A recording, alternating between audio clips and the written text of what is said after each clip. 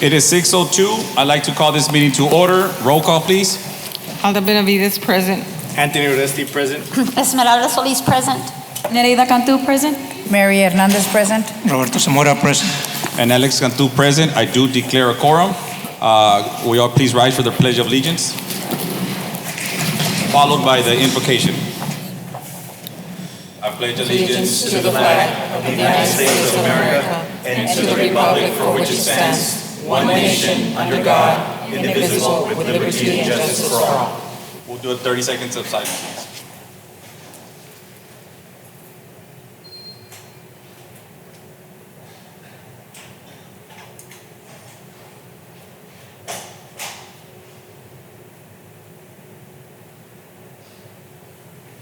Thank you. Moving on to item number 5. And before we start with item number 5, I do want to make an announcement. We will be extending the superintendent search until August the 3rd. Just FYI for the entire community and everyone watching online. Moving on to item number 5. May I say something since you made a comment on that, sir? That as a board, we have not yet had any discussions about it. That's why we will have the discussions accordingly, and our legal is helping us put together interviews and everything so that we can make sure that we follow the process the correct way. But we'll bring it to everything will be brought to the board. Okay. Well, we'll talk more about it. Item number 5, public comments. We do have public comments. Yes, sir, Mr. President, members of the board, we have Brenda Salinas, AFT President.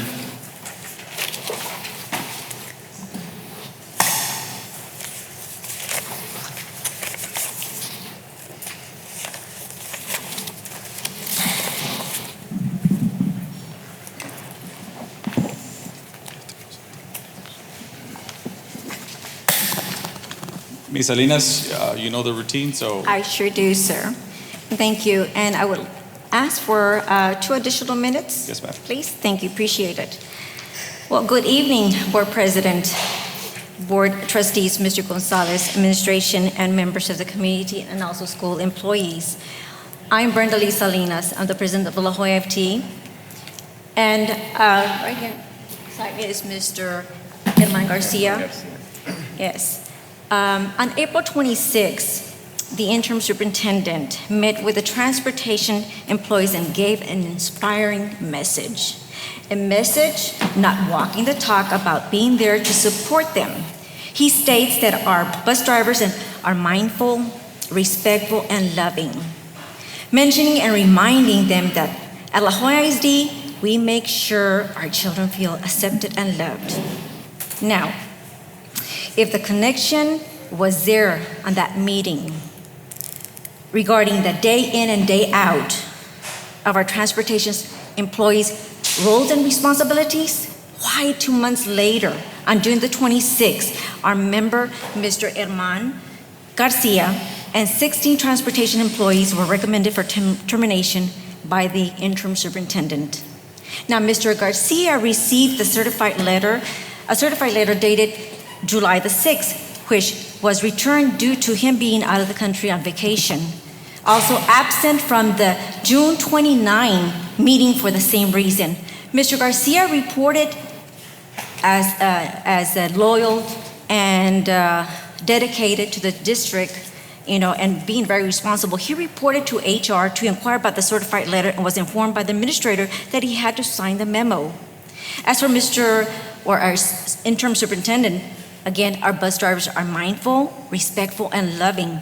Now, this memo, the acknowledgement of insubordination and directive memo dated June the 29th states differently. It says transportation employees participated in a walkout, and we consider it a serious act of insubordination.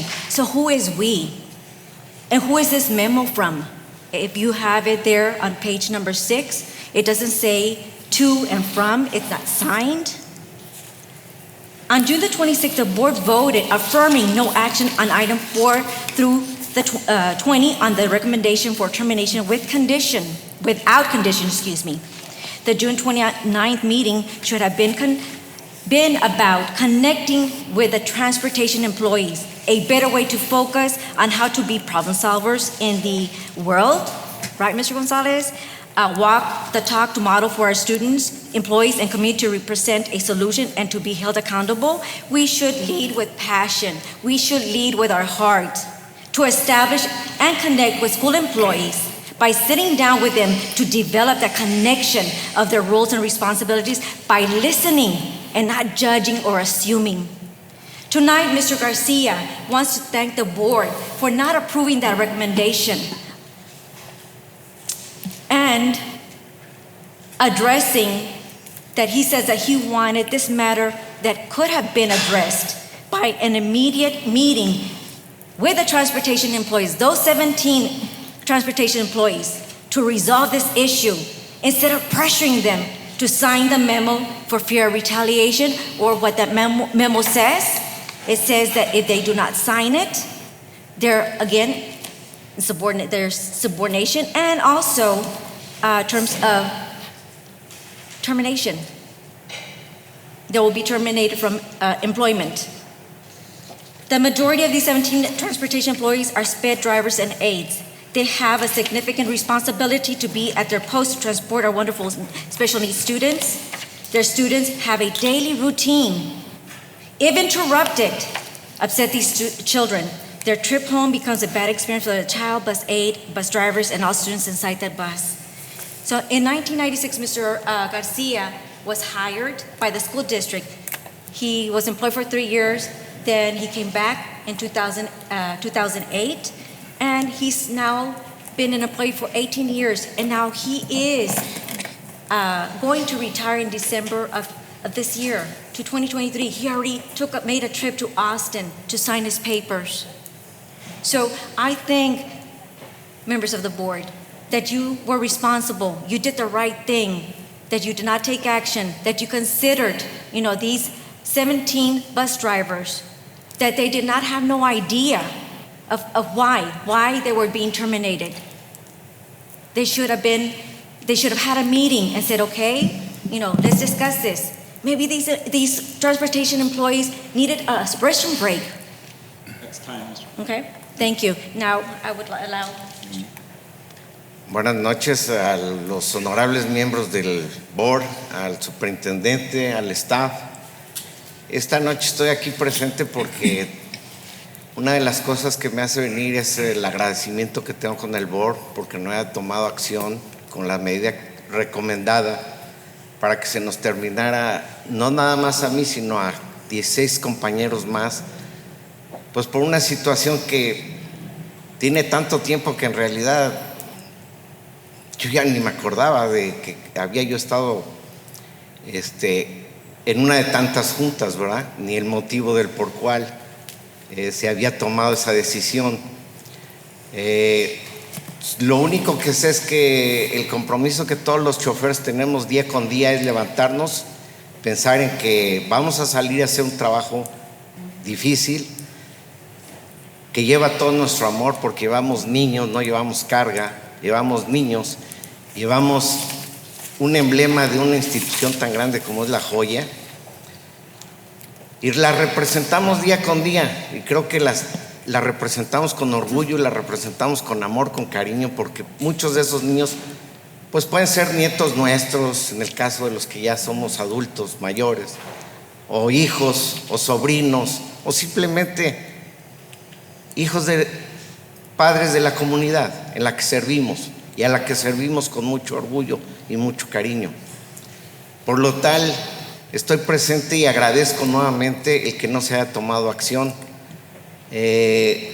Una de las cosas por las que también estoy aquí sería por razones de que pues estaba yo de vacaciones, no sé por qué se tardó tanto en llamarse la atención o habernos hecho ver las cosas, sino casi 2 meses después de lo sucedido, y estando en vacaciones pues difícilmente yo vine a enterarme pues reciente la semana pasada que tuve una reunión aquí en Human Resource y fue la única manera oficial en la que yo me enteré, porque una situación de esas uno busca saber la fuente, pero que sea una fuente responsable y pues se me ofreció firmar un papel el cual pues no sé hasta el día de hoy si fue concebido aquí o cómo llegó o quién lo firmó o quién autorizó. And he's way beyond the time limit. So I want to just say that bus drivers and every school employee, we deserve the acceptance, the love, and the respect. So thank you again. Have a lovely evening. Take care. Thank you. Moving on to our item number 6, tax collector's report. Need a motion to approve? So moved. I have a motion by Ms. Solis. I need a second. Second. Second by Mr. Oresti. All those in favor signify by saying aye. Aye. All those approve. All those opposed. Motion carries. Item number 7, approval of minutes. I'd like to move on items 1, 2, 3, 4, 5, 6, 7, and 8, but I do have a comment to make after we get a second. Okay, I have a motion by Dr. Benavides. I need a second. I'll second. I have a second by Mr. Oresti. All those in favor signify by saying aye. Be- All those opposed. Motion carries. Go ahead.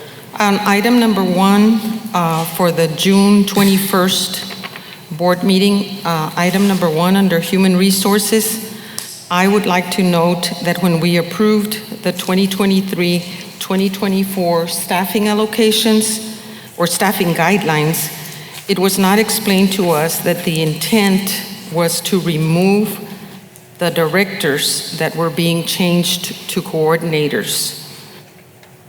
That those positions were highlighted, and it was stated that they were going to be changed to coordinators, but it was never explained to us that they were going to be let go and that other people were going to be replacing them as coordinators.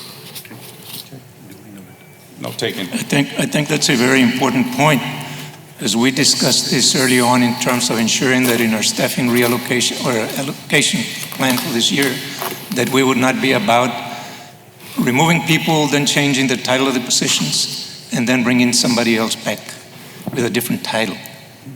And so I think that's an important point to make here. Okay, well, point well taken. The other point that I want to make has to do with, and you've already said it, just as an information item, sir, to ask. I know that when we adopted the budget, we requested, because of the personnel funding sources, that we had gotten an indication that the employees were going to be funded under 199. And then at that meeting, I requested that those that are now being funded by the ESSER funds, that be noted. And I don't know if those have been noted, but we have not seen that information. Okay, well, point well Thank you. taken. And I do want to add that we have been working very close with our business and finance, and we're happy to announce that we're moving forward and taking very positive steps to cut our $25 million deficit that the district had, and hopefully by the end of this year, we'll be 3/4 of the way offset that $25 million. And I want to thank our business and finance for doing an amazing job with our budget. Finally, we were able to take a step towards cutting that deficit from the $25 million that we've had for so many years. And any time that we make cuts like that, that means there are certain programs or projects that are being put on hold or deleted. Right. So we had also requested at the budget meeting that we have a listing of those It will be in the next budget amendments. meeting. It would be just a kind reminder and parenthetic note here regarding that. Previous administrations had really allocated, and I don't know how, but very irresponsibly, over 100 FTEs that were not sustainable. And this administration, under my direction, and with a close relationship here with our finance department, Region 1, and Mo Casey, we have reduced this budget and become more responsible. With regard to FTEs, of course, we present a plan that is very responsible according to our budget. This board adopted a budget along with FTEs with that. Now, how those FTEs are appropriated is an administrative function, and so not a governance function. And so we only present that to this board. This board then has the option to consider that. But once the board adopts a budget with an organizational chart, with the FTEs that were accounted and presented, mind you, we had 4 business sessions and then 4 business work sessions. then a board meeting to adopt this. Plenty of time for questions and so forth. We have very responsibly, right, made sure that every recommendation we bring to this board is really based on our new accountability model. I will repeat, every decision, every recommendation we make with personnel, curriculum, budget will be student-focused, data-driven, and results-oriented. And so we're going to lead from the heart and be responsible and accountable. I just wanted to add that note. And any request that board members make like that, Dr. Zamora, we will bring back information directly to you. And before we move on to the next item, and this will be the last thing I say because we're moving towards another subject, but I've said this all along. Since I came in 2016, I had never been part of an agenda review till November and December of this year.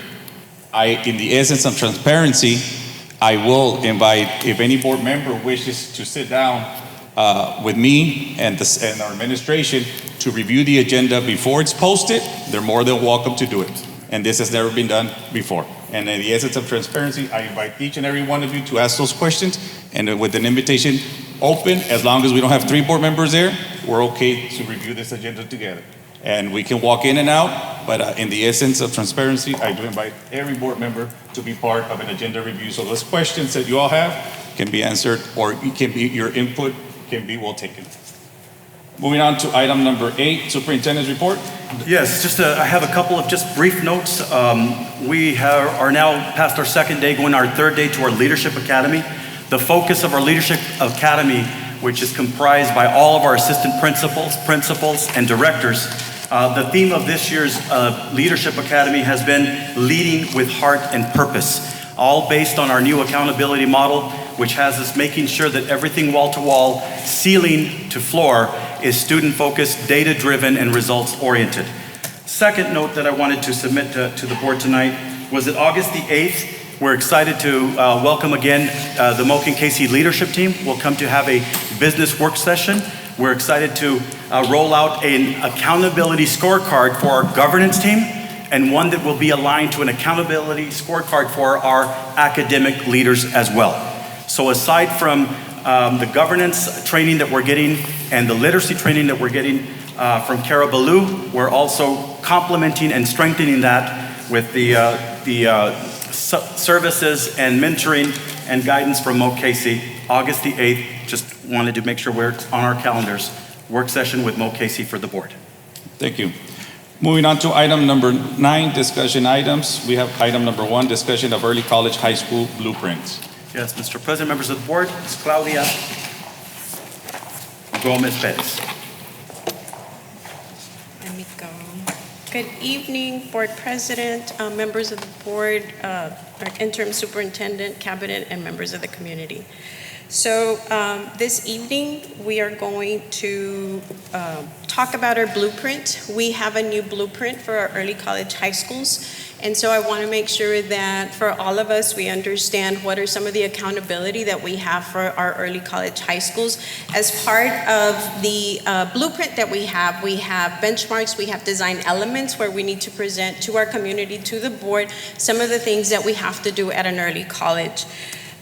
So this evening I have with us, you're going to see a lot of gray shirts. The awesome staff from Jimmy Carter Early College High School is here representing our students and the awesome work that they do. We have Mr. Domingo Villarreal representing La Jolla Early College High School principal, and Mr. Victor Rodriguez, our principal at Delma Salinas Early College High School. And so one of the things that as an early college high school, we are still held accountable to our A through 12 accountability. But on top of that, there are things that we have to do in order for us to get designated as an early college. It's not an automatic thing. Yearly, we have to meet that designation, and so we want to talk about those. One of the very first things that I want to point out is that, again, the blueprint has 5 benchmarks. Each of those benchmarks has design elements for each element, for each of those benchmarks, and then there's artifacts, things that we have to come up so that we can post on our website, because TEA is looking through our websites to ensure that we are doing the things that we need to in order for us to get that designation. You do do have the packet in your binder, but also there is a printout if you want to look at it and follow along. I'm not going to go through the whole book. It's just a few key points that we want to make sure that we share with you and the community. So our ECHS programs are required to adopt those design elements in each of the benchmarks and meet OBMs. And so our outcomes-based measures are things that, based on data and based on the things that we're doing, we have to make sure. And so that's all about data. If we are not meeting those OBMs, then we will not be designated for the following school year. So the designation process, under the Texas Education Code and the Texas Administrative Code, an early college is designed to make sure that the program is going to help students that are at risk of dropping out of high school. So those are the students that we have to service. We have to go out and recruit. We have a recruiting time that we go out to our middle schools to recruit those students to meet that population. And so that designation process that we have, and so that we're going to have to, that we have to do on an annual basis, and we look at that data, and TA looks at that data to ensure that we have that designation. I'm going to start with the end in mind, so outcomes. And so our OBMs, there are 3 different OBMs that we have to make sure that we meet for designation: access, achievement, and attainment. So when we look at access, so student representation, again, the purpose of an early college high school is to service at-risk students. So when we are looking at the access, or who are the students that are represented in an early college program, if you look, you have the booklet and it's on page 22. So we have to make sure that in our student body, we have at-risk students and economically disadvantaged students, if you look at the designated to be designated, I'm sorry. So when you look at at risk, we have to make sure that we are within 25% of what the district is. And so with our building, if there's 100 students that are in the district that are at risk, and we need to make sure that we are within that 75%, those 75 students within our campus, and also the economically disadvantaged. So when you look at the number of students that we have at our campus, we have to stay within the 10% of what the district is. And so that's how they are measuring. And so they measure access. When you start looking at achievement, again, we have to look at the accountability A through F. But also on top of that, you notice on page 23 for achievement, we have to look at our algebra EOC, we have to look at our English 2 EOC, but also on top of that criteria, remember, we have our at-risk and economically disadvantaged students, but we have to make sure that within that population we have to be at 60% meeting TSI requirements. We have to make, in math, we have to be within 70% of our ELA requirements, TSI, this is the college entrance exam, and then also we have to be within 5% of our 4-year graduation plan. We need to be at 40% within our with TSI criteria in mathematics in mathematics and ELA. And so that is within the at-risk, economically disadvantaged population that we have in our buildings, in our cohorts. So again, we have access, we have achievement, they're measuring on top of A through F, we're getting measured on those 2. The third OBM that we have is attainment.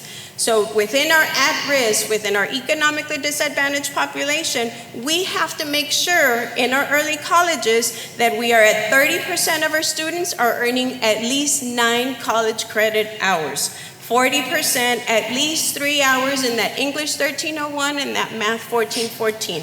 And core completion, 15 hours, earning that associate degree and being persistent.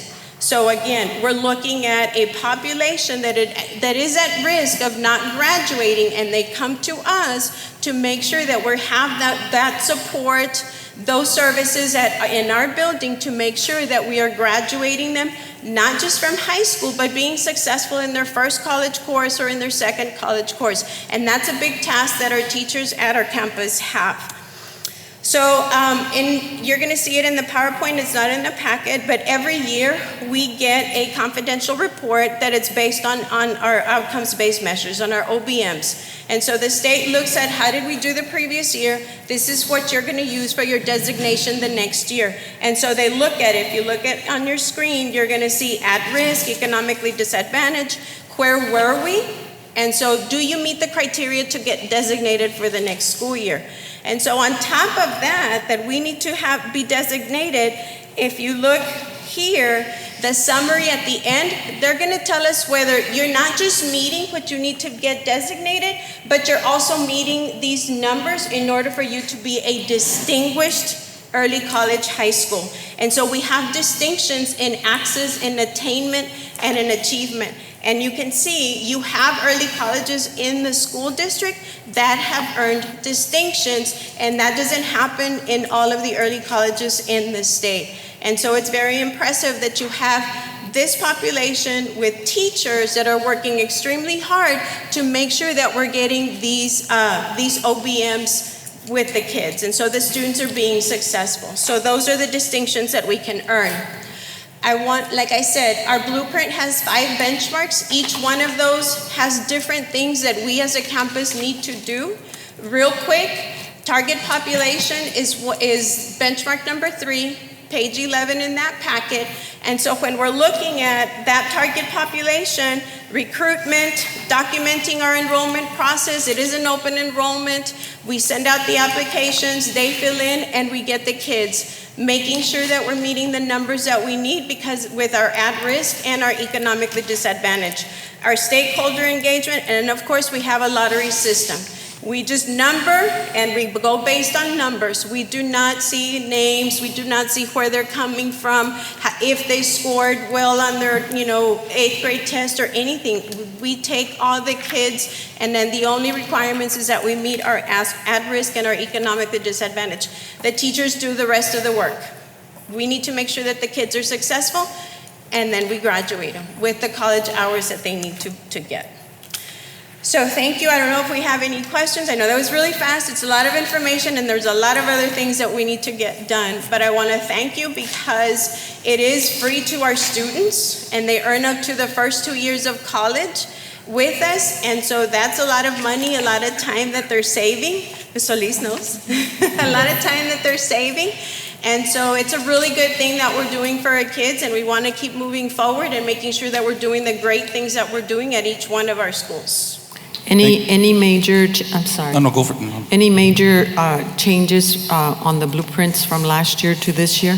We do have, one of the biggest changes that we have are the wraparound services that we have for our kids, making sure that now we are adding a lot of those social and emotional supports. That's new language that they added to the blueprint. And then the other thing is we need to start looking at the programs that we have, because we need to look at what is it that is needed in the community.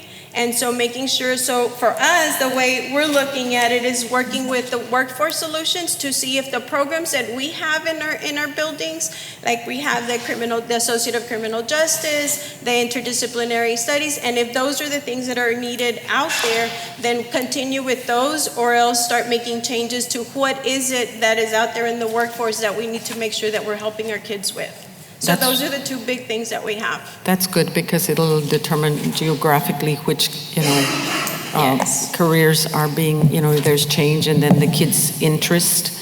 And so I was just wondering if there was any major change. I'm not surprised with the mental health, the wraparound services, because everyone is asking for that for all students. So just thank you to all the early college staffs. I know that to be a true early college, you must stay true to the blueprint. So you have very specific guidelines. So commendations to each one of you for the work that you do with our kids in the early college. Thank you.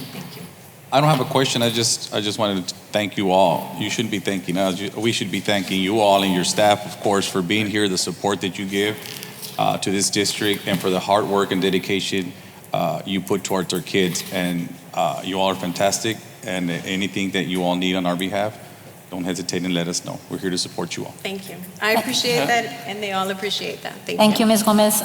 Yes, both of my boys were privileged to have attended Jimmy Carter Early College, and they both graduated in 2019. So I commend you for everything that you do and that you continue to do for our students and for our district. Thank you very much. All of you, thank you. Thank you. Thank you. Thank you. There are no more other questions. We move on to item number 2, discussion of pathways in technology, early college, high school blueprint. Yes, Mr. President, members of the board, we have Luis Bocanegra. Welcome, Mr. Bocanegra.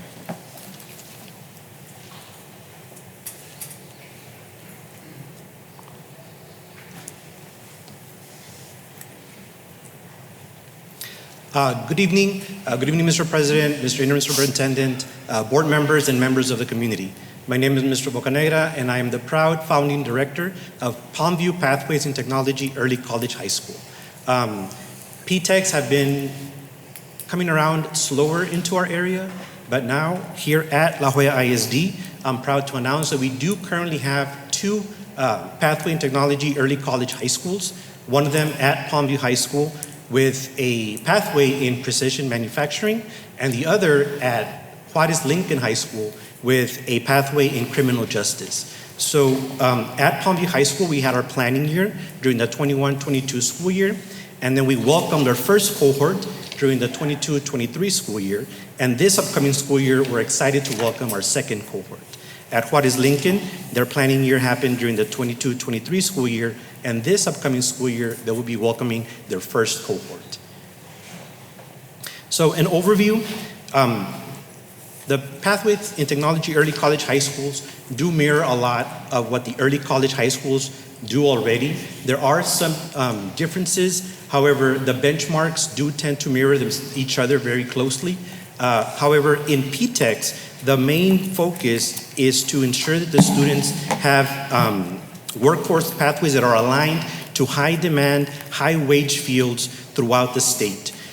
We want to ensure that through the PTEC programming, everything that we do is gathered around 2 things: the academic pathways for the students, but also preparing them for the workforce. So partnerships become very important in PTECs, so that our students have the ability to have mentorships, so that our students have abilities to go on site visits into the industry, and also as time progresses, perhaps have paid internships. But this is centered around the 2 things that I mentioned earlier: the merge or a hybrid between the academic option as well as the workforce option.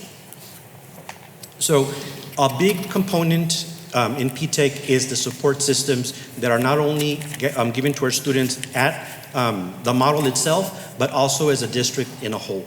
So the graphic that I present here to you shows the different levels of support that have been implemented so far, so that our first and second cohort of PTEC students have been successful.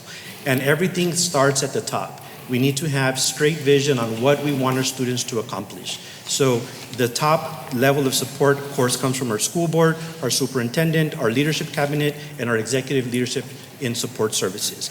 And we go into our central office staff. We are fortunate enough here at La Jolla ISD to have a very strong CTE department, as well as an academies department that assists in getting things through the channels of communication, as well as through the approval channels. Visiting with other districts and other schools around the state, not all districts have that opportunity or have those resources available.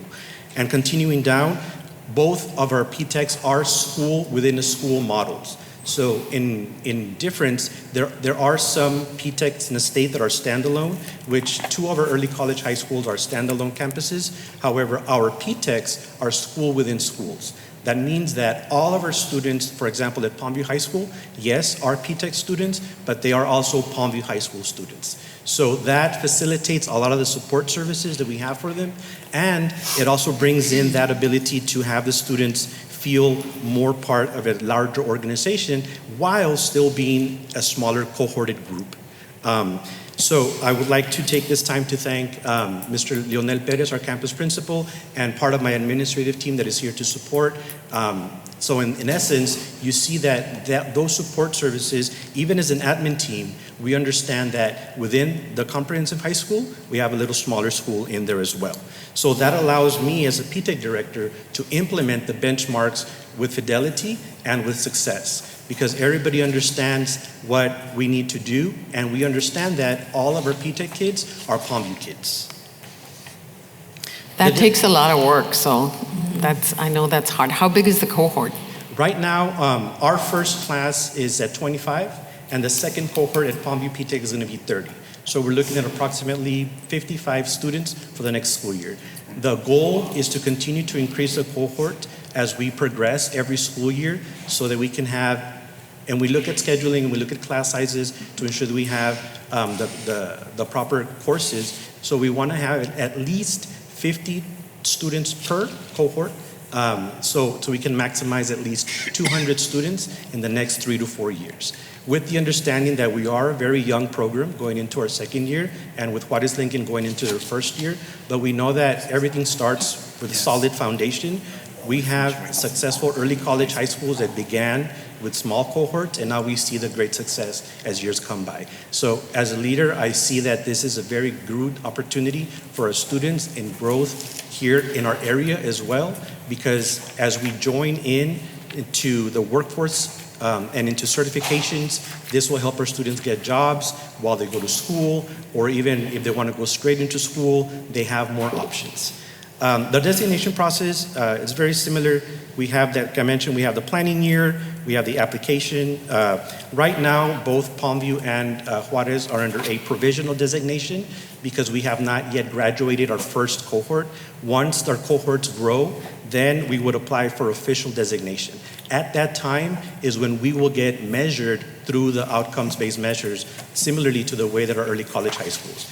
Right now, it's going as a progressive process. So every year that we grow, we continue to apply, but right now, both Palmview PTEC and Juarez PTEC are under provisional designation.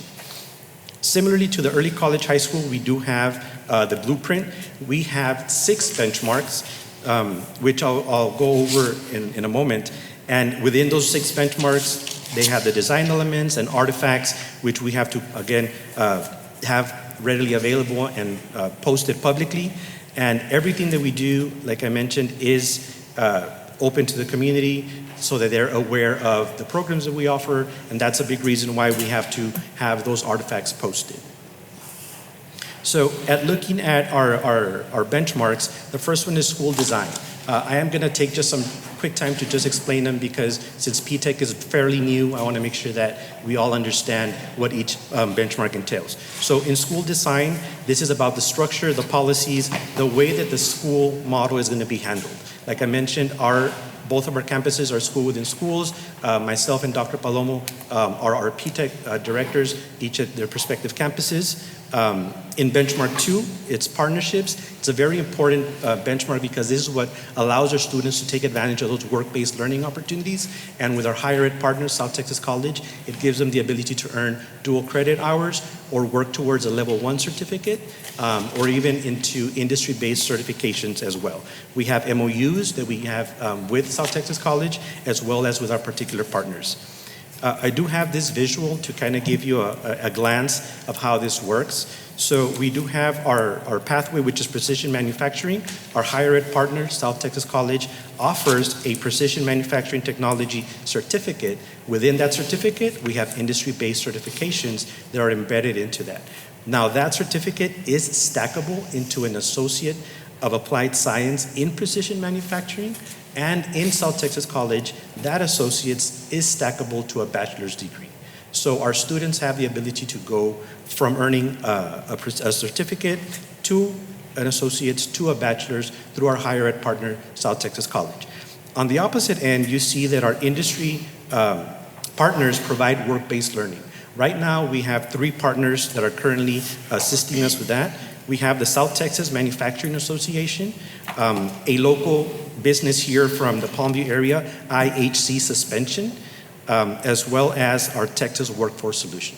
So our goal is to ensure that our students, through our higher ed partner and our industry partners have that ability to gain those certificates, that work experience, so they're able to graduate with a step ahead.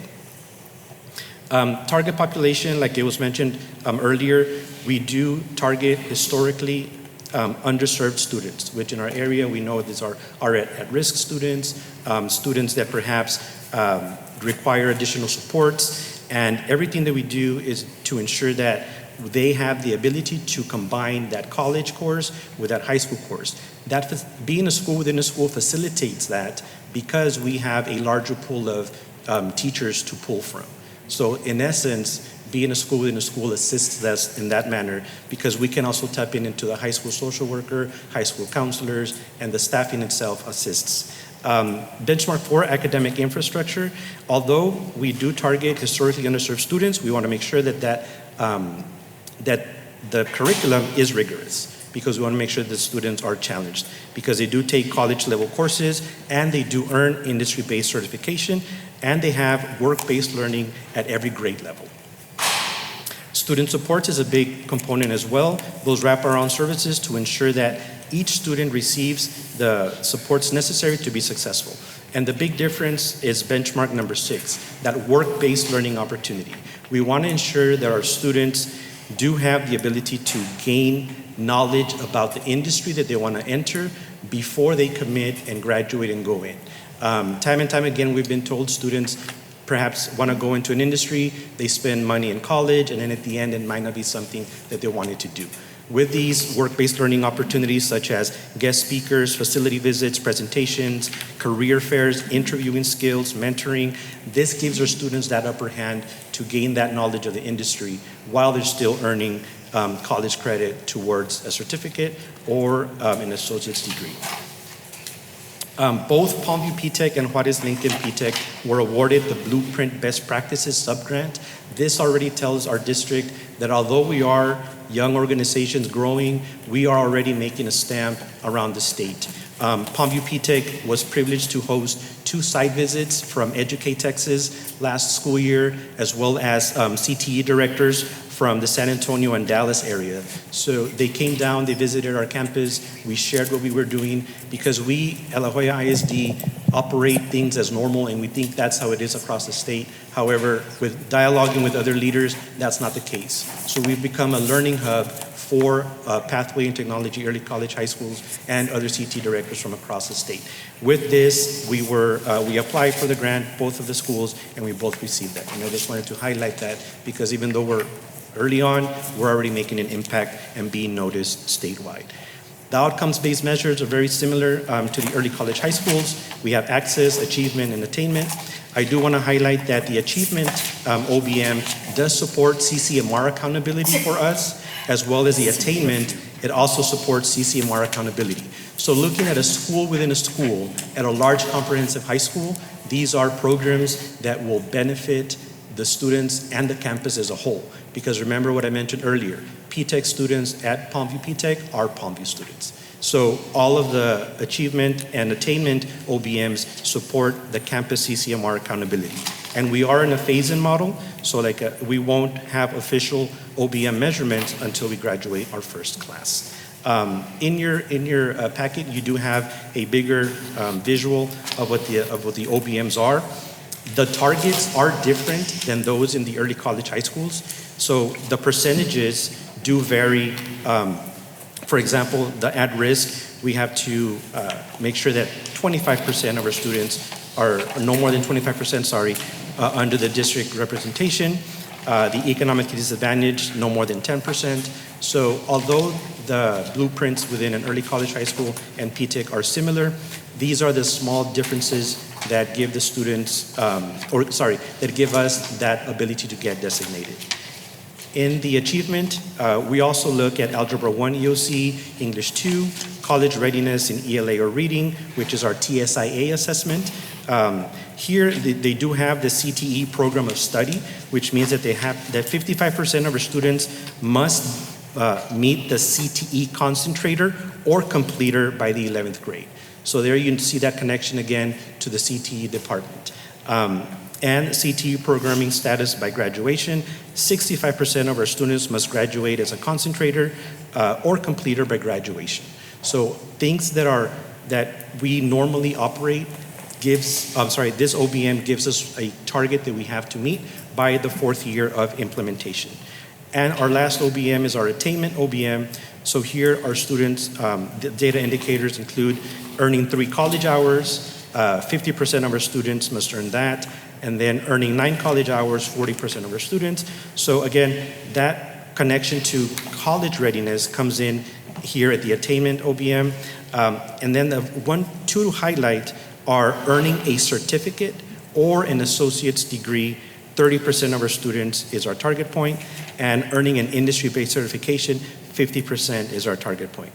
However, looking at our previous data, and again, being part of a comprehensive high school, those numbers are very attainable because we have those resources available to our students. And we're also measured on persistence, which means that each cohort is measured year by year. So 75% of our students must remain cohorted. We understand that things happen, life happens, students might drop from the cohort or might decide to pursue a different avenue, but as long as 75% of our students remain in the cohort, we would meet the persistence data indicator. That concludes my presentation. I want to thank you all for allowing us the time to share this information with you, and I'm open for any questions. To get the CCMR credit, will one of those industry-based certifications suffice, or they have to get a series of them? They have to get at least one. At least one? At least one. So I'm just going to go back real quick to the visual. Yes. So here, if you notice, under our South Texas College partner, they offer 5 NIM certifications. Through our MOU. Our students are South Texas College students, so they're able to challenge any of these 5 certifications. So as long as they obtain one, we've already met CCMR indicator for that student. For that student, great. Mr. Bocanera, just real quick, on the board's behalf, we want to thank you again also for all the work that you all do. I know this was something long overdue, and we finally see the fruit of it, and it's awesome to see that we are providing more and more opportunities for our kids, for the workforce, and that's very important to all of us. And I want to thank you and your staff for allowing us to be part of it. Thank you. Thank you. Thank you. And Thank you, sir. Before you leave, I do have a parenthetic note that I don't want to leave student services out in all this effort. I want to commend the administration and for the community and members of the board. What's really exciting about La Jolla ISD and our early college high school platforms, magnet school platforms, is not so much that we are known to have among the best results with regard to graduating students with a high school diploma, but also state certifications, relationship with our technical schools and also South Texas College, but also college degrees, AA degrees. In all of this, what we don't forget is that our students are given the opportunity, thanks to the student services platform that we have here, our operations department with Mr. Garcia, is transportation services to tutoring services after school, to practices and athletics. So our students are also equally allowed the opportunity to develop emotionally, academically, within sports, UIL, right, fine arts, and that's what other districts don't do as well as La Jolla ISD. And so I want to commend the administration that we really treat the entire student. We focus, thank you principals, because I know you focus on that. You make sure that just because our students choose a rigorous career track, right, or pathway, or because they choose to go to a early college high school to get that AA degree, they don't sacrifice the option to develop in sports, in band, fine arts, and of course CTE, other options, right? So thank you to everybody for considering all that and making us excellent. Yeah, I would like to also thank you, and just you brought up the transportation being so important here. So when I look at what you have up on the screen, I know that classes are perhaps being delivered at different sites. Now, with providing the transportation required, just how does that work for us? So currently, the Palmview High School is offering the precision manufacturing certificate. One of our teachers is hired through South Texas College to offer the courses there. So as of right now, all the classes are being programmed to have offerings there at Palmview High School. Being a school within a school facilitates that. We're also in the process and in communication with South Texas College to have a precision manufacturing lab at Palmview High School. So that would facilitate offering the classes there so the students wouldn't have to travel to South Texas College. Right now, the lab in itself is being, our machinery is coming in, everything is getting set up. The students do not require the lab until year 3, so we have sufficient time to build up our lab with the guidance of South Texas College. Now, if the students, for whatever reason, down the line, there is a need to have the students bused to South Texas College, I know our transportation department has provided support to have the students bused from Palmview High School to the manufacturing lab at South Texas College, which is located at their Military Road campus. So it's approximately 15 to 20 minute drive, so it wouldn't interfere that much with instructional time. Go ahead.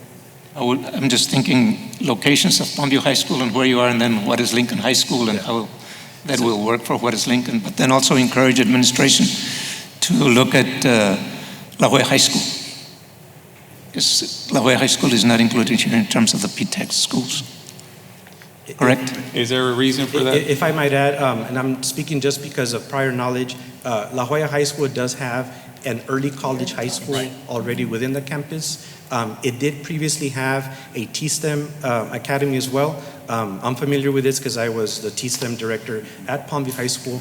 Last school year, TEA rolled out, or not rolled out, but phased out our T-STEM academy. So La Jolla High School elected to just keep an early college high school at that time and not apply for designation. But they do still have our local academies through the 4 next generation learning academies. So is there any requirement that the STEMs move over, or early college high schools move over into PTEC type schools? It was not required, it was an option. So all of the T-STEMs around the state were given the option to apply for designation as an early college high school or apply to designation as a PTEC. And at that time, since La Jolla High School already has a school within a school early college model, the decision was made to just keep that model in itself. And our STEM students were students that wanted to continue and finish a STEM pathway were then transitioned to the 4 next generation learning academy. I know that I know somebody at South Texas College that if we need help with transportation, I'm sure they are able to provide that Jaguar Express to help us transport our kids, and I'm sure they'll be happy to support us in any way possible to make sure that our kids don't lose out on any chances. That would Thank be you, Mr. greatly Bocanera. appreciated. Well, and the fact that we have open enrollment, so if any student from La Jolla High School wants to pursue that, they could always move over there. transfer over there. Or Juarez Lincoln or vice versa. Great presentation. Yeah, thank you. Thank you. Thank you, sir. Moving on to consent agenda, I had a board member request to move item out of contracts number 1 and 2 out of consent, and also under bids, item number 3, 6, and 10. With that being said, I need a motion to approve. Consent agenda? Let's see. No, I got the other one. You got 10 already. Okay, thank you. Yes. I need a motion to approve. So move. I have a motion by Ms. Hernandez. I need a second. Second. Second by Ms. Dr. Cantu. All those in favor signify by saying aye. Aye. All those opposed, motion carries. Moving on to contracts, item number 1, interlocal cooperation agreement between La Jolla ISD and the County of Hidalgo. I need a motion to approve, and then I'll open it up to discussion. I have a motion by Ms. Solis. I need a second. Second. Second by Mr. Desti. Any questions? Yes, I have a question. Are we gonna employ somebody for a position? I mean, or is it somebody from in that is gonna get that? That is an agreement that we have with the Hidalgo County Constable Office, Yes. Ms. Hernandez. So funds are allocated to pay part of his salary so that he can partner up with La Jolla ISD and provide support with our truancy initiatives. So it's a constable, and we supplement their salary. We partner up with Hidalgo County and we supplement the salary so they can provide services to us as well. So So it will be a county employee. That is correct. Okay. This is the one we've always had? Yeah, That is correct. I was going to say, we've had that. I just wanted to make sure that that's. It's a the one. continuation of a contract and an agreement that we've had with the county for many years already. And this is very important. That was a good question because honestly, the way I see it, it's very good to work with partnerships with local agencies around us because ultimately we're serving the same kids. Yeah. So if we can all pitch in and do our thing to support our kids, well, why not? The more the merrier. The more eyes out there in the community, the better for our district. So any other questions? No.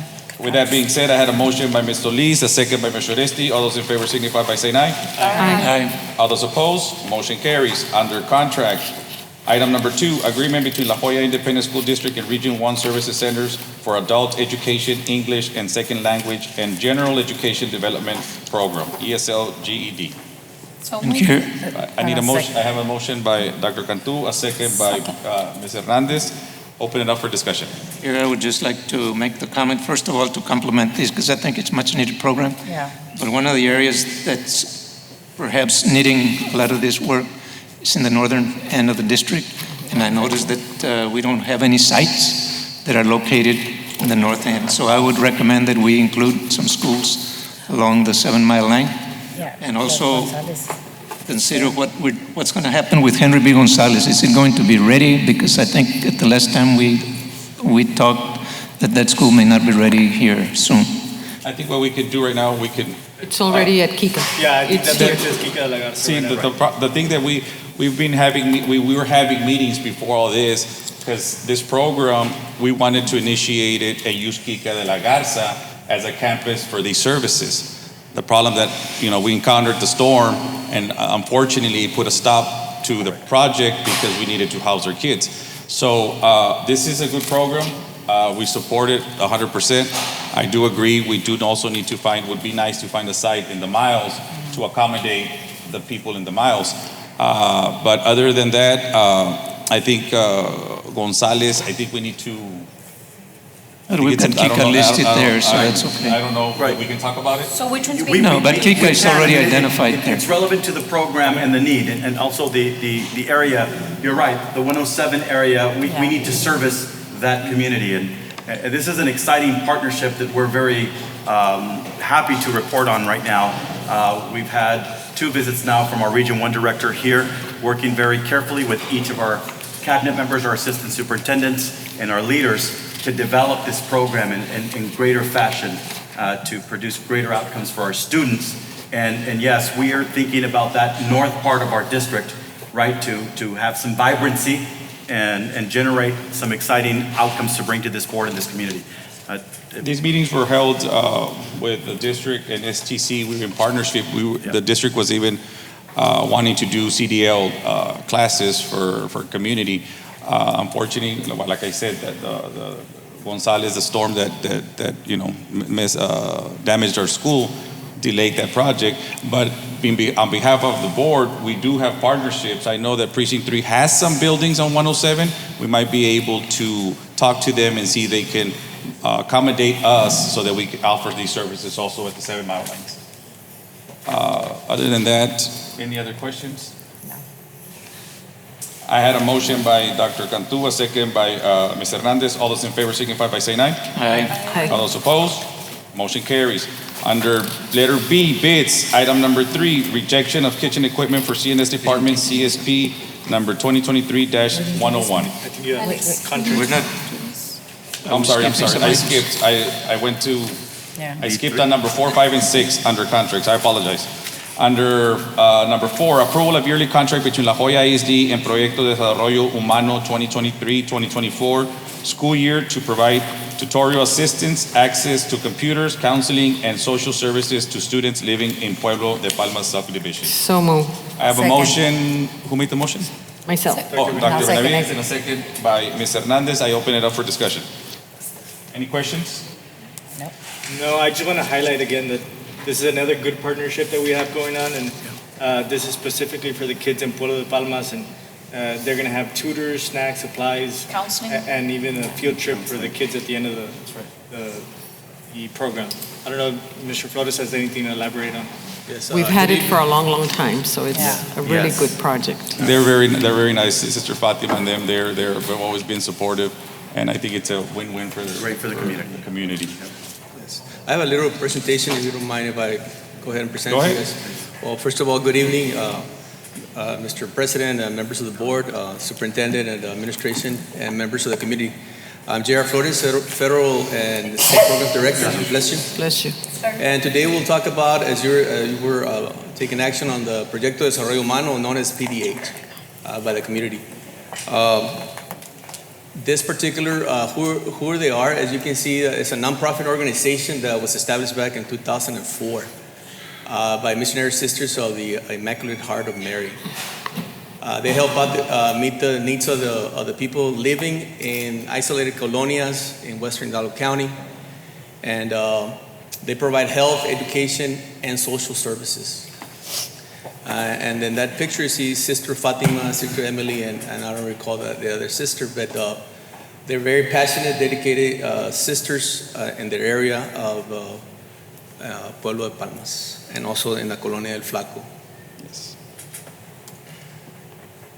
We did a comprehensive needs assessment. We analyzed the qualitative data and quantitative data and surveyed the stakeholders. A stakeholder requested to continue the initiative for the 23-24 school year, and they were funded through state funded, which are State Compensatory 162. And this is the data. We finished 18 years of partnership with Proyecto de Desarrollo Humano. They do provide after-school tutorials, as Mr. Oreste was mentioning, alluding earlier, with computer access to 2nd through 8th grade, students from Pueblo de Palma subdivision and Colonia del Flaco subdivision. The students receive assistance with their homework assignments and get assistance with any other subject that they may have any difficulty throughout the year. On average, Proyecto de Desarrollo Humano serves 20 to 25 students Tuesdays, Wednesdays, and Thursdays. A summer also is provided, a 2-month program where they also do academic subjects, arts, and crafts for a month each, and on average, they service 40 to 45 students in this program. And of course, Proyecto de Desarrollo Humano has all the documentation. They keep on who's coming in, who's being tutored, and so forth. And of course, they keep up with their report cards and how successful they've been academically. So this is we're going to venture into our 19th year with Proyecto de Desarrollo Humano. So. Awesome. Any questions? If there's no other questions, I thank you for that, Mr. Flores. I have a motion and a second. All those in favor signify by saying aye. Aye. All those opposed, motion carries. Under number 5, approval of ratification to terminate contract associated with taxable value audit services with Purdue, Brandon, Fielder, Collins, and Mott LLP. Need a motion to approve? So I have a motion by Mr. Oresti, a second by Ms. Solis. All those in favor signify by saying aye. Aye. All those opposed, motion Nay. carries. I'm going to vote nay on that one. Okay, I have 2 nays, Dr. Benavides and Dr. Zamora. All those in favor signify by saying aye. Already have that. 2 opposed, motion passes. Item number 6, approval of contract between La Jolla ISD and Lineberger, Gogan, Blair, and Sampson LLP to provide legal services in developing and submitting audits for the district's taxable value. Need a motion to approve? So move. I have a motion by Dr. Cantu. We need a second. Second. Second by Mr. Oresti. All those in favor signify by I saying aye. have a question on that. Yes, go ahead. I noticed that it's saying that it will be taking care of the audits for the school year 2020, 21, 2021, 22, 22, and 23. Okay. Do we have any audits going on right now that Purdue is taking care of? Do we have somebody that can answer that question, please? Right. I want to just start with the summary by saying to the members of the board and the community that this just represents a net savings to the district. Essentially, we have one company that charges for a service that the company that we are working with, Linebarger, already offers at no additional cost. Well, And so it's so I am essentially seeing that it says a 5%. it's just services that the district is expending money needlessly, and that's the basis for the recommendations. There may be other, to answer your question with audits that are going on, I'm not sure, but maybe Mr. Garza could answer that. I think that the Linebarger firm is also has contingency fees based on collections, so they are charging. Right.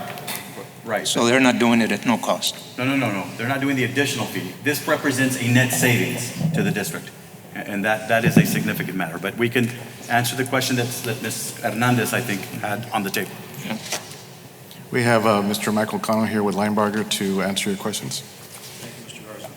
Again, just for the record, Michael Cano, I'm a partner with Linebarger. The way these audits work is they're always ongoing.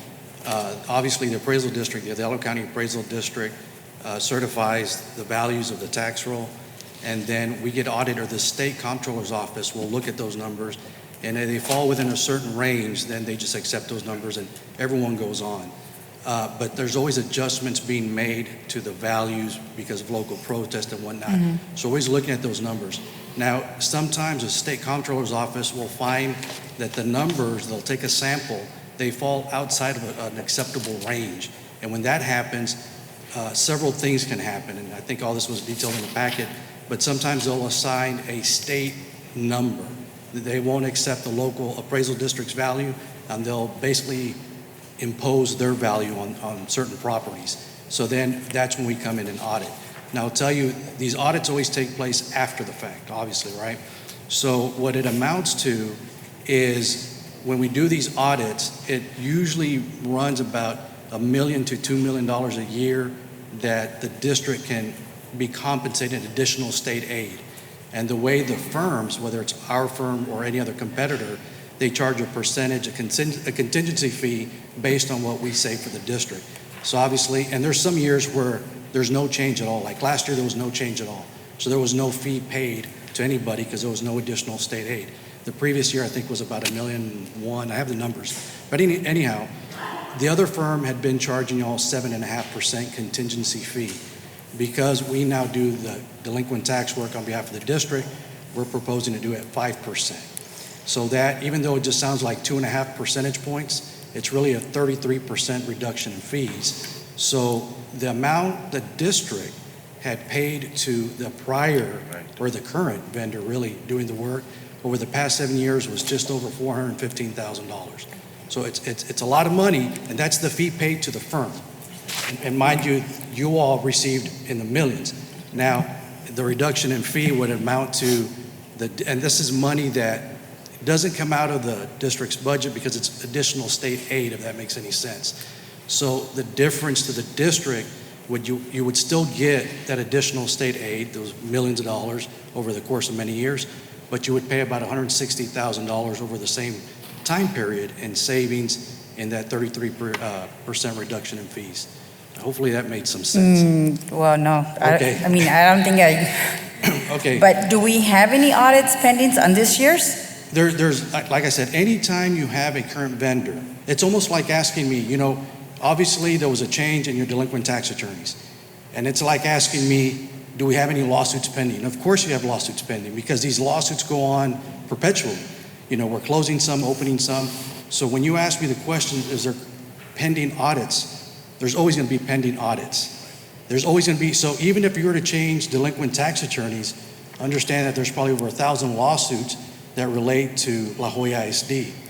And there's always a transfer of who's providing that service. So when there was a recent change in your delinquent tax attorneys, those lawsuits don't stop. They're still pending lawsuits. The only thing that changes is the lead attorney on that case on behalf of the district.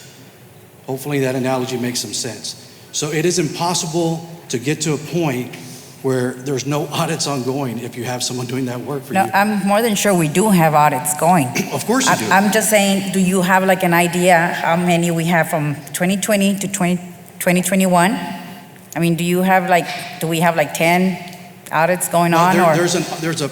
There's an audit for each calendar year, each fiscal year for the district. So it's not like lawsuits. Lawsuits, you can have 1,000 pending in one calendar year, but for the audits, it's one pending audit for that particular fiscal year. So we're saying what, one per year or what? There's an audit. We look at it every year, and depending on how the numbers come back from the state comptroller and whether or not they're going to reduce the state aid to the district determines whether or not we trigger the challenge to their numbers. For example, this last year, the current firm that you have doing that work for you decided that it would not net the district any additional funds So there is currently not one pending for this most recent fiscal year. But that's not to say that the numbers may change down the road, which may trigger the need for an audit for that particular year. Okay. I know and trust me, I'm not the expert within my firm that does this. You know, we have someone out of Tyler, Texas that does all this. It's a very specialized field. It's not the bread and butter of what we do. You know, this is all a numbers game, and these two firms, you know, and I'm always accused of perhaps, you know, speaking too bluntly. These two firms, when they do this work, it really is someone looking at ledgers, numbers, and spreads and variances. That's it. It's not as labor intensive and as personalized as your delinquent tax service, as to where I file lawsuits against delinquent taxpayers within your district. I sue people, I take properties away, some real serious stuff. And my staff, I have 50 people that deal with your taxpayers every day. Very labor intensive. There's a big difference in who you hire and how your litigation turns out. We'll leave that for another day. This is very different. This is just someone looking at numbers, at ledgers, and that's why it's done at a much different, lower rate. This, again, over the course of many, many years, there's some years where the firm that you have today may not earn any fees on your PBS contract because there was no audit to be done. And there's some years that they may, you know, earn anywhere from $50,000 to $100,000. And again, it's going to be based on what they're able to recover as additional funds to the district. So again, this is not, and the reason why we're able to offer this rate is because really our bread and butter of what we do is the delinquent tax collection services. And again, that's a whole different monster with a lot of overhead, and it makes a big difference because obviously there's 4 of us attorneys that do that work here out of Edinburgh for the district. But for this work, it's much cheaper for both firms because it's essentially the same work, the same services. The only difference is the fee, because you're still going to recover the same additional state aid from the same audit because it's nothing more than a numbers game on charts and tables. I'm being very honest with you. No, the difference is just the fee. What made it, you know, very curious for me was that it has 3 years, you know, prior. Right, So, and that's a very good question. And that's because we can only go back so many years. You know, the numbers may change down the road, but by state law, we can't go 10 years back. It just, and no different, for example, with current delinquent tax suits that we have pending for the district.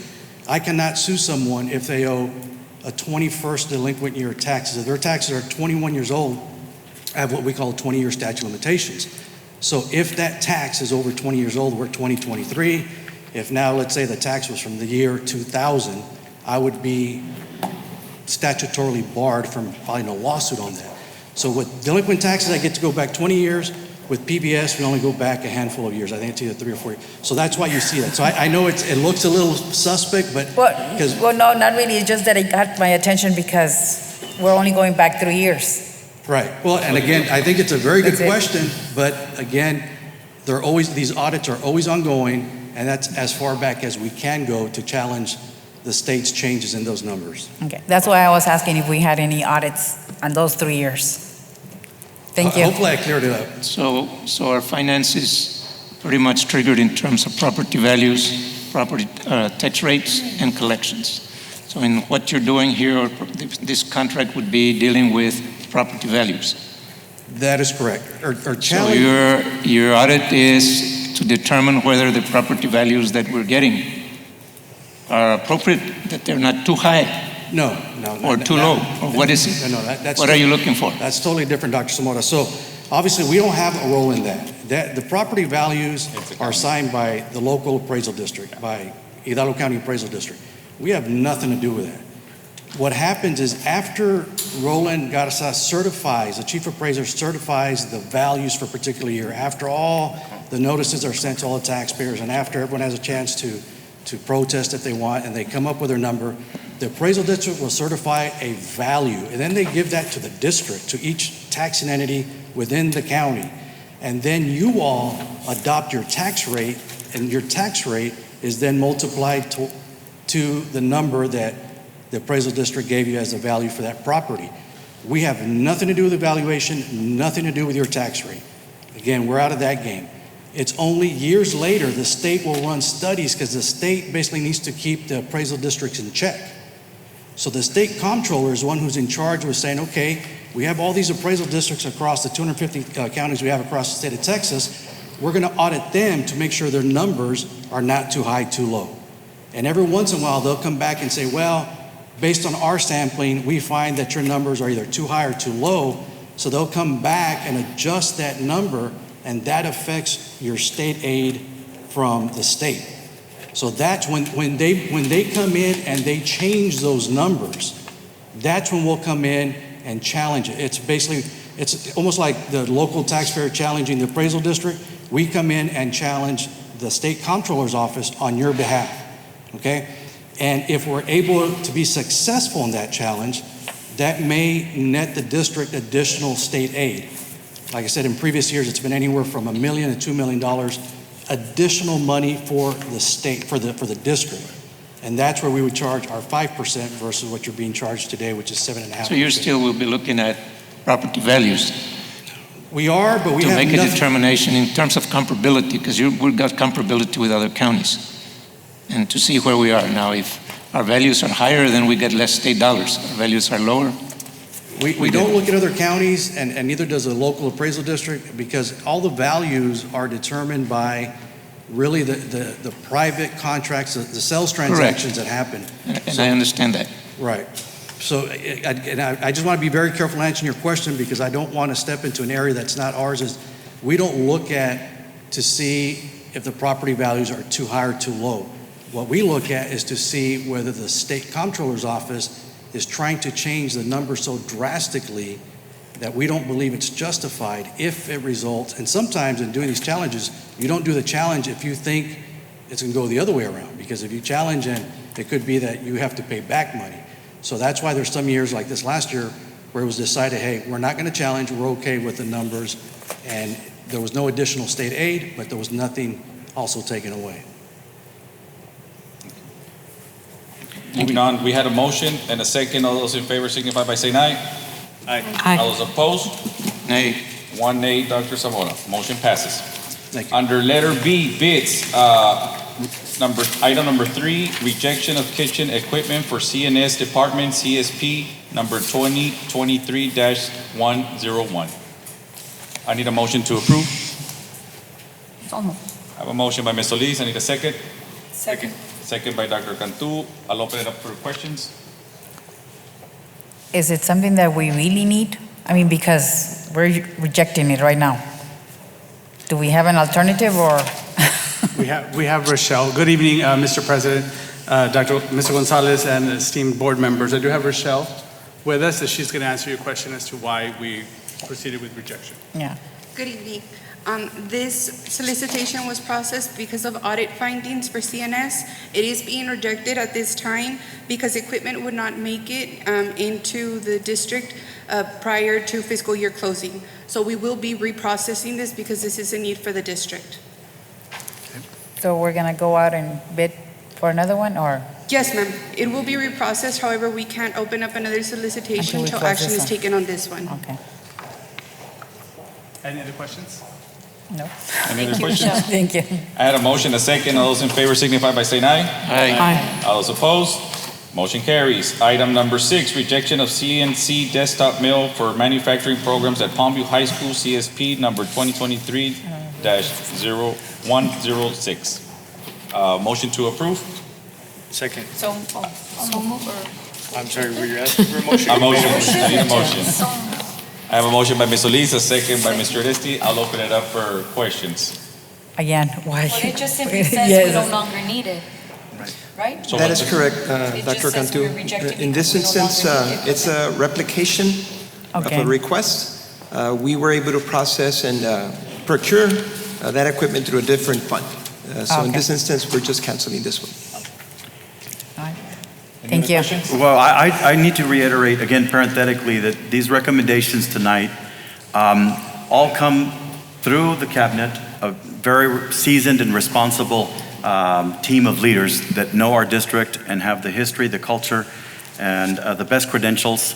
And as your superintendent, I will not put anything on this agenda or recommendation that does not represent either two things: a savings to the district and or a value added to the district. And so if there's a pattern you see here, if it's something that's a replication or we don't need it or represents a net savings, that's what we're doing. We're cutting down and becoming more effective and more efficient. And I just want to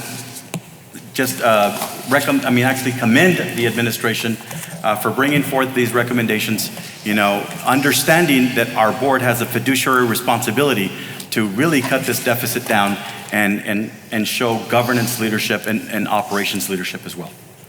Thank you. With that being said, I had a motion and a second. All those in favor signify by saying aye. Aye. All those opposed? Motion carries. Last item that was pulled out is item number 10 under bids, rejection of property and casualty insurance, CSP number 2023-119. Need a motion to approve? No, I don't know. I have a motion by Ms. Solis and a second. Second. Second by Mr. Oresti. I'll open it up for questions. My question here is in terms of properties, how they're grouped together. When we had our last storm, I was out by the high school, and something that came to mind was the Performing Arts Auditorium, and whether that was being considered as a separate building and how it was covered in terms of the deductibles, and then just how all of that works. Good evening, Board President Cantu, board members, Interim Superintendent Gonzalez, administration. Dr. Zamora, to answer your question, the way our insurance handles that is by address provided when we provided our property values to the insurance company. So the way some of these claims are being handled are they're using our address that was provided initially when we gave them a property schedule. So, for instance, if Fine Arts and La Jolla High School have the same address, one facility, one deductible. Say we have the Zavala next door, different address, separate facility, separate claims, separate deductible, so to speak. Okay. So what are our deductibles now? For hail claims, 100,000. Windstorm, 200,000. And that Just a those- flat rate, not a 1% or 2%, just 100,000 or 200,000. The 2% come in when it's a hurricane. It's a hurricane or what they call a named storm. Say for instance, out in the Gulf, there's a hurricane, it has a name, say Eli, that's a named storm, 2% deductible falls on the property. 2% of the value, I'm sorry. All right, thank you, sir. Yes, sir. My question is, we do have coverage right now, right? It's just that it's gonna renew and we haven't, we took it out for bids, but nobody has responded. That is correct. Currently, we do have coverage all the way to the end of August 31st.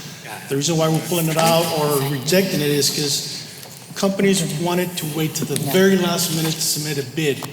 What's happening is nobody wanted to bid. And that's just not just for La Jolla ISD. That goes for other school districts and other entities here in the valley, specifically in the facilities closer to the coastal lines. We are going to see rates increase. They're going to see even higher rates increase just because of their location. Okay. Thank you. With that being said, there's a motion, a second. All those in favor signify by saying aye. Aye. All those opposed, motion carries. Moving on under business and finance, number 14, approval of change order number 1 for La Jolla ISD ESSER Funds Project, Ibi Reina and Escandon Elementary HVAC upgrades, DBR Engineering Consultants, Inc. I need a motion to approve. So moved. I have a motion by Mr. Oresti. I need a second. Second. Second by Dr. Cantu. Any questions? All those in favor signify by saying aye. Aye. All those opposed, motion carries. Item number 15, approval of change order number 1 for La Jolla ISD ESSER Fund Projects, Inclusive Playground Phase 1, M2 Engineering. Need a motion to approve? 15. No, we did 14. We need a motion to approve? So moved. I have a motion by Ms. Solis. I need a second. Second. Second by Mr. Oresti. All those in favor signify by saying aye. Aye. All those opposed, motion carries. I just had a question. What's the reason for or maybe I missed it? What was that, Dr.? I know that they're asking for additional 32 days No, that's for the next one. That's our next. That's item number 15, the playgrounds? That's the one you're asking about? Yes. Yes, she's asking about the playgrounds. Oh, On which one, ma'am? Number 15. I'm just The curious, playgrounds. what's the, yeah. playgrounds at since Flores we've- and Leo Elementary. I mean, we've asked questions about those playgrounds over and over, so I'm just curious. I know it says due to rain, mud, but the others were approved. I do so- have a representative from that company here to answer questions. Okay, thank you. Good evening, Board. Hector Moreno, with Project Manager with M2 Engineering. These are additional days requested for the days, the rain days that occurred in the month of April and May. We had some heavy rain hit on the month of April, hailstorm, so these are the additional days that are being requested for. But some schools are already set up, right? Yes, there's schools set up, and I will ask that if we could put all hands on deck on these projects. Yes. We visited some playgrounds and they look amazing. Actually, kids are very looking forward to using them, so if you can help us in any way possible, we greatly appreciate that. Yeah, especially before the kids get back to school, that'd be. Mind you, do you think we can have a commitment for that? I mean, where are we? On my phase, we're about approximately like 35 to 40%, but we've gotten through the difficult part of it, which is preparing the site, the caliche, the subgrade and all that, the installation of the curbs. So I believe, I know the contractor's here, I spoke with them.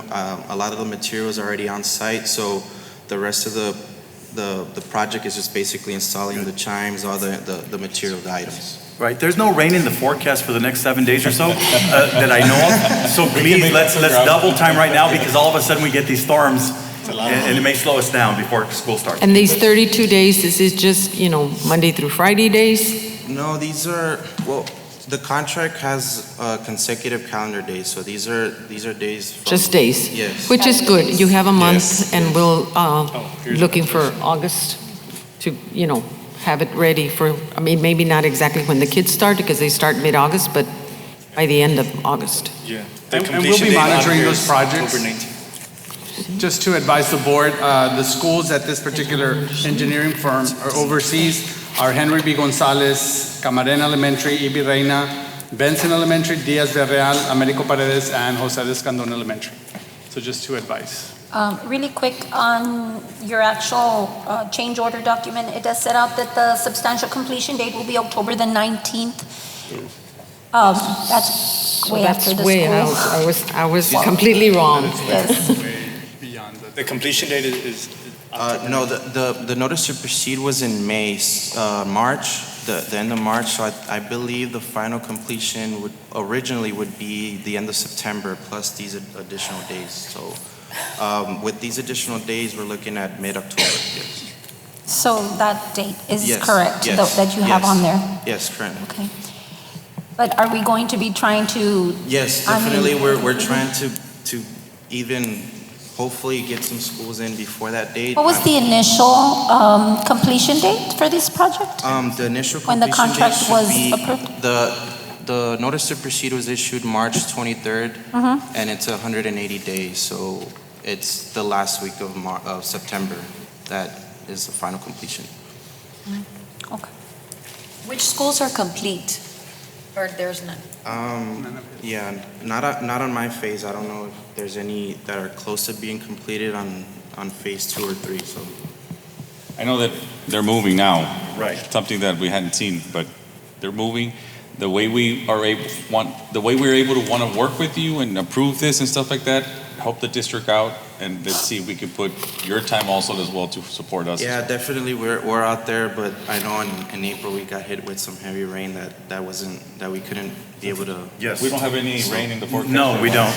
No, we certainly don't. I'm not a weatherman, but there's no. Saturday, Sunday is going to be very nice. So. Yes. Well, we just appreciate your cooperation with us, and I think, like Mr. Cantu said, we're willing to help you all. We know it's something that's beyond your control as far as weather is concerned, but we really would like for this to be. And we're definitely trying to get everything out during the summer when there's no students in the area, which is very difficult to do during the school year. A lot of noise during construction, so we don't want to do that, but we're definitely trying our best. Thank you. Thank you, really appreciate Thank it. you so Hopefully much. the servicing and everything is already on its way and stuff like that, because I went out to see it and there's still surfacing hasn't come in. And another thing that we might want to consider in the future that we didn't, I don't know why we didn't consider this, we didn't put canopies on top of these playgrounds. It is hot here, so, but that's another story.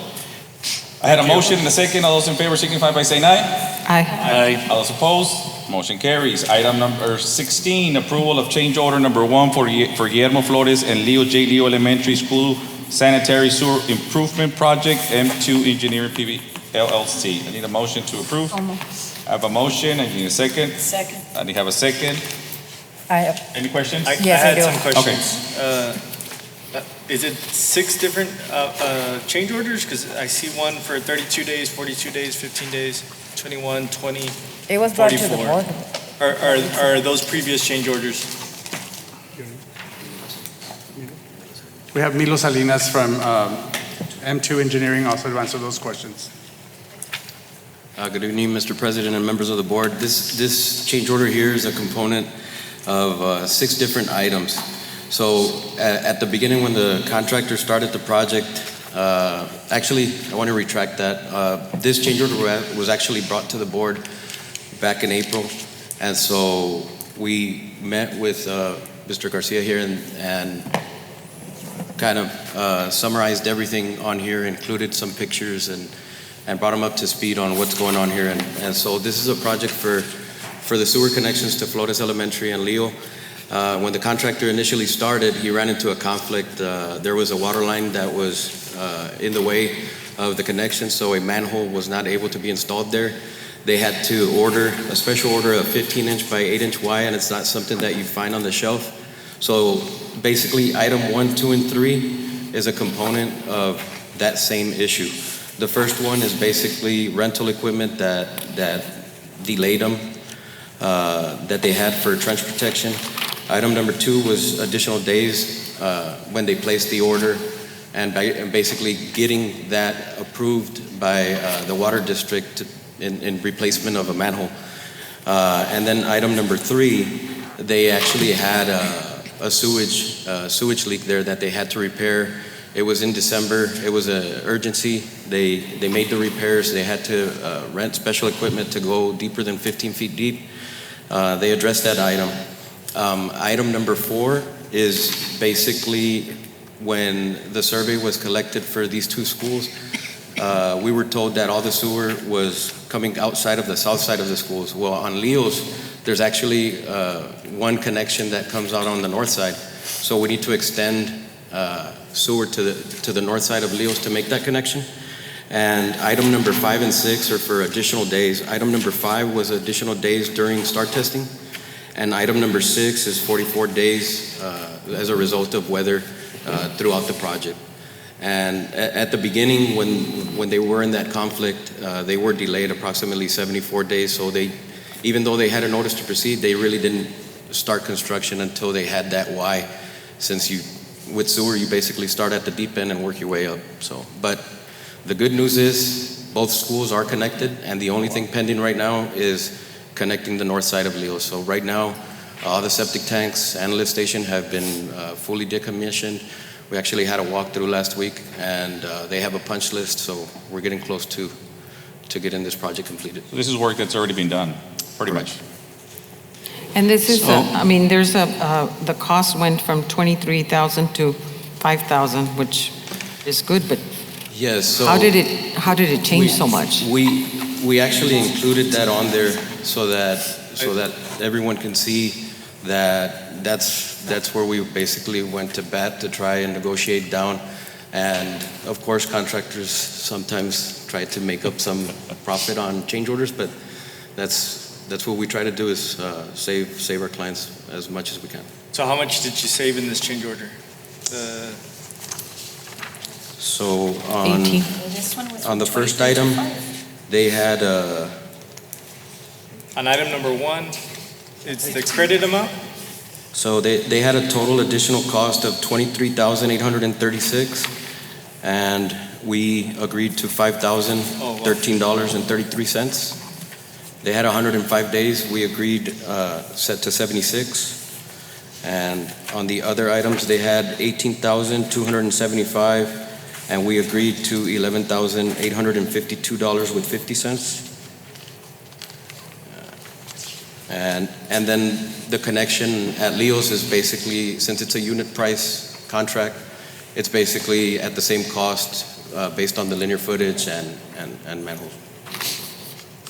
Any savings is good savings. So has any work been done there since you came to us in April? Just completing the work that was remaining, which is now, we did a walkthrough, so technically they're substantially complete, pending the connection on the north side of Leo's. And that raises the question of, when this project started, you requested 150 days to do the project as a whole.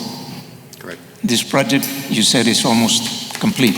Correct. So why 174 days requested as an extension when the whole project to begin with was just 150? Yeah, like I mentioned on that 15-inch by 8-inch Y, that's not something that's on the shelf. It was needed to make that service connection when they ran into the conflict. And so that was 74 days on itself. And then 20 days were due to testing. The principals didn't want any construction going on. And yes, then but from here forward, are we looking at 174 days from this point forward?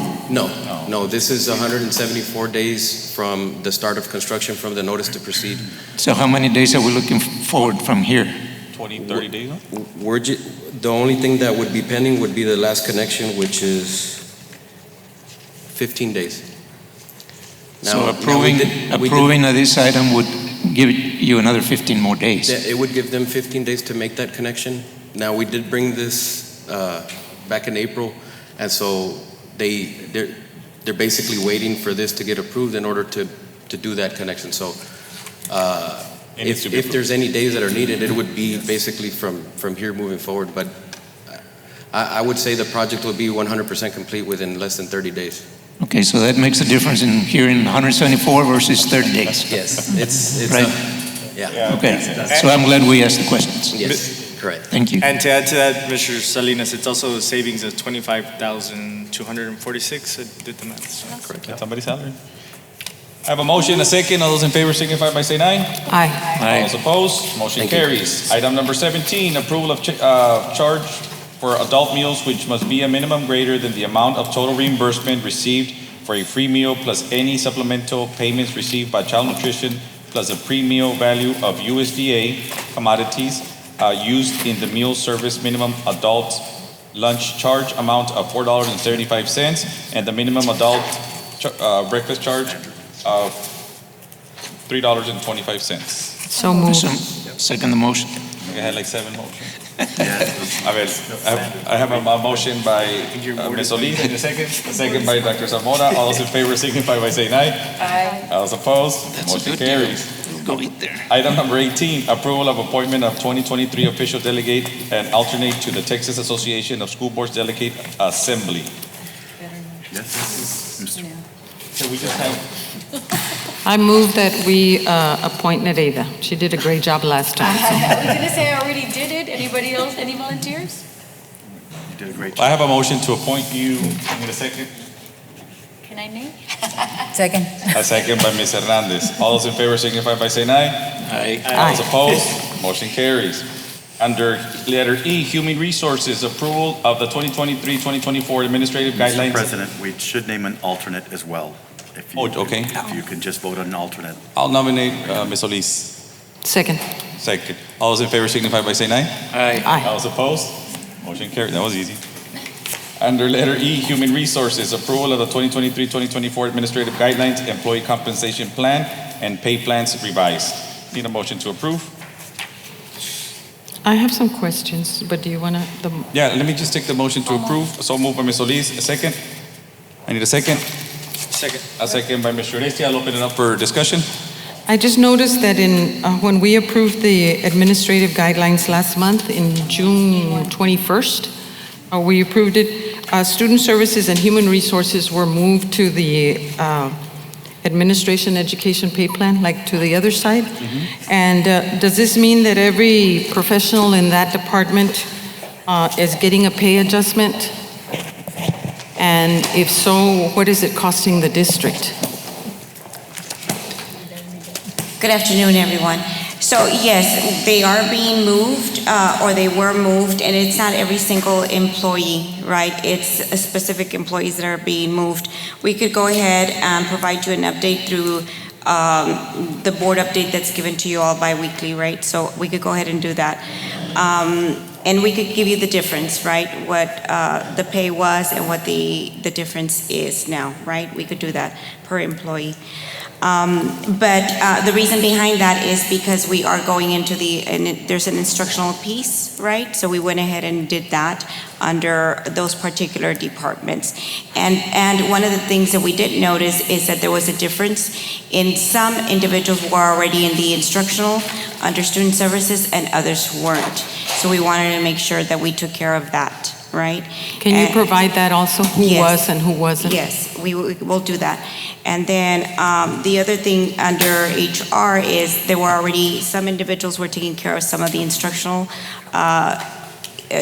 duties as well. So we wanted to make sure that we compensated accordingly.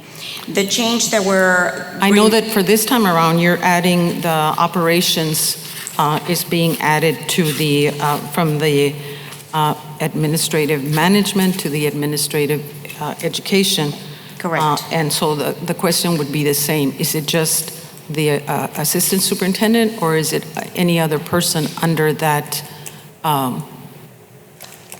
realm? That is correct. So you'll be able to see it under page, I believe it's 620. You're able to see that difference there. And you see the title. We also did the title change from assistant superintendent to area assistant superintendent for all three, and we included Mr. Jose Garcia under the instructional piece there. I was just wondering because it may be seen as the top level administrators getting a raise, and because it's an adjustment, so it really is a good, and it is a good, I mean, it's going to be a good adjustment when you move from one family to the other, not family, but one pay plan to another. And well, we need to make sure that we're also making a change in, at least for the area assistant superintendents, we are making the adjustment when it comes to the job description, because there are extra duties that are being done for Mr. Garcia and myself, and also Mr. Munoz. So we are making those adjustments accordingly in our job description, because we are picking up the instructional piece. Right, and I want to add again, parenthetically, again, like always, these recommendations always present a savings to the district or a net value added. This is actually both. This represents, Dr. Benavides, a $60,000 savings, just this one move. I reduced my cabinet by 20%, and we are picking up the load. But more important than just saving money, we're becoming more, we're not delegating instructional leadership. Essentially, we're not just, looking at one assistant sup of curriculum instruction saying, oh, well, the ratings are all up to him. No, we're, from the superintendent's office through each cabinet member, we're all taking and assuming full responsibility for the ratings, for instructional leadership, and that same model will flow to every campus. So from principals, and you've seen this model work in other districts. So every principal, every assistant area superintendent, and the superintendent, we're holding ourselves accountable for the instructional leadership responsibilities of the district, while we're representing and presenting to this board a net savings to the district as well. So that was one part of the questions. What else is different? Because I didn't have time. I'm just familiar with the pay plan, so I was able to see that right away. But what else is different from the administrative guidelines that we approved on the June 21st to now? That's the only difference, Dr. Benavides. I would concur with what Dr. Benavides is saying. You know, we have an optics here that will say administrative people at central office are getting increases, while the people at other positions are not. Quite the contrary. At that kind of level. Right, quite the contrary. Again, we represent a net savings. We're doing much more with less. And it's typical of districts that really take instructional leadership seriously, Dr. Zamora. Times have changed since the accountability models at the turn of the century in 2000 to 2010. I was a part of that change here in Texas since I arrived here in 2006, since I was appointed by the governor to the Select Committee for Public School Accountability. And I was a part of that change in culture and in service delivery model across the state of Texas. We're now representing, and our aim is not just for compliance. Our target is for excellence, reaching above compliance. So no, we clearly can represent to TEA, to Region 1, to this board, to the community, that we are cutting and saving, becoming more effective and more efficient in that order. So I'm making sure that this is going to lead to effectiveness and going to represent a net savings, Dr. Zamora. So optics, no sir. Optics are mathematics, right? It's the bottom line is we're saving money and we're doing more with less as we're being charged to do. Okay, I'll just say this then. The savings then, I would think, would be spread across, so that it would not just be at the top levels. I like the fact, and two main points that is a no given on my behalf is accountability, which is very important. That's something that we've needed in this district, and savings. Yes. That alone is a win-win for us.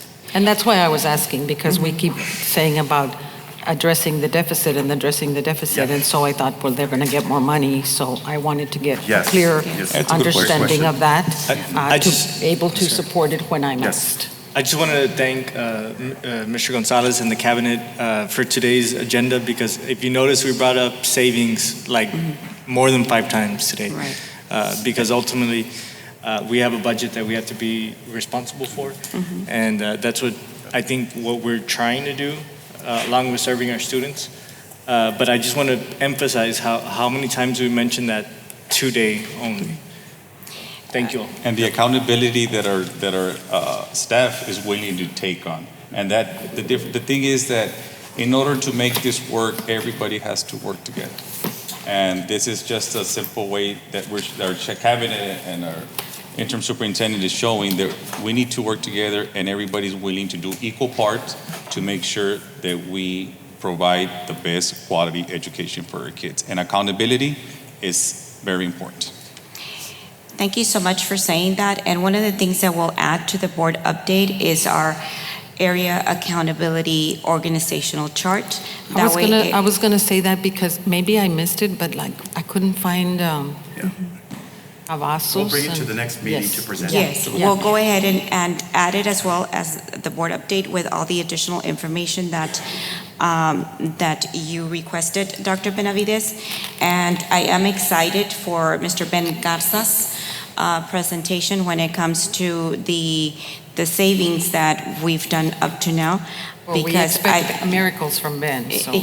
Yes, well, you know, it's something that we should be very proud of as a community that we've been able to do, and that can only have been done together, working together as a team. So all administrators say yes, and Ben Garza, our CFO, says no. So yes, we all say yes, and Mr. Garza knows that his role is a firm no. But thank you so much, everyone, for your questions and for your support. Have a motion and a second. All those in favor signify by saying aye. Aye. All those opposed? Say no. I'm going to vote no. You have 2 noes, which is Dr. Benavides and Dr. Zamora. Motion passes. With that being said, I need a motion to go into executive session. So moved. I have a motion by Dr. Benavides. Second. I need to have a second by Dr. Cantu. We're moving into executive session under section code 551.071, 551.074, and 551.072 at exactly 7:50. It is 6:22 and we're out of executive session. Mr. President, members of the board, with respect to items H1, 2, and 3, I recommend a motion as discussed in executive session. Okay, I would need a motion to approve. I have a motion by Ms. Solis. I need a second. Second. Second by Mr. Resti. Mr. President, I would just like to say that we vote separately on 3 positions: the coordinators for facilities, coordinators for energy, utilities, and compliance, and the executive director for facilities. Okay, I have 2 motions to approve. I'll call out, well, hold Would on. be approved, those positions minus these three. Approve everything minus those positions. Correct. Okay, well, I have a motion, That's his vote. that's your vote, okay, that's your vote. Ms. Hernandez? Okay, my vote is exactly the same as Dr. Zamora. Okay. Okay, go ahead. No, go ahead. I'm voting nay on these three positions: the coordinator for facilities, the coordinator for energy, utility, and compliance, and the executive director of facilities. Okay, and then Ms. Dr. Cantu? It's a yay for me. Okay, yay for me. Yay for me. Oresti? Yay. I'm voting yes for all the others as discussed in executive session, and a nay for the coordinator for facilities, a nay for the coordinator for energy, utilities, and compliance, and a nay for the executive director for facilities. Okay, with that being said, we called out the votes and motion passes. With respect to items 4, 5, 6, 7, 8, 9, and 10, Mr. President and members of the board, I recommend a motion of no action. I need a motion for no action on item 4, 5, 6, 7, 8, 9, and 10. So move. I Second. have a motion by Ms. Solis, a second by Dr. Benavides. All those in favor signify by saying aye. Aye. Aye. All those opposed? Motion carries. I need a motion to adjourn at 9:24. I have a motion by Ms. Solis. Second. Second by Dr. Benavides. All those in favor signify by saying aye. Aye. All those opposed? Meeting adjourned.